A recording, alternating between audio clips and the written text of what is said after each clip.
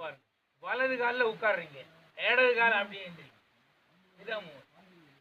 இப்போ பாடியை திருப்பும் போது இந்த கை எங்க வருது? திருப்பிட்டே இருக்கு, திருப்பிட்டே இருக்கு. நீட்டு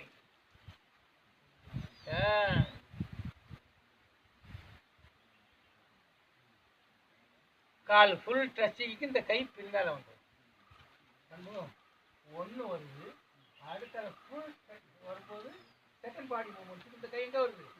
பின்னால வந்து. இப்போ காலை திருப்பி அப்படி எப்படி வருது? என் கை எப்படி இருக்குது? முன்னால போடு காலை. இந்த கை எப்படி இருக்கு பாருங்க. 1 2 அப்படியே இந்த கையை பார்த்து 1 2 3 4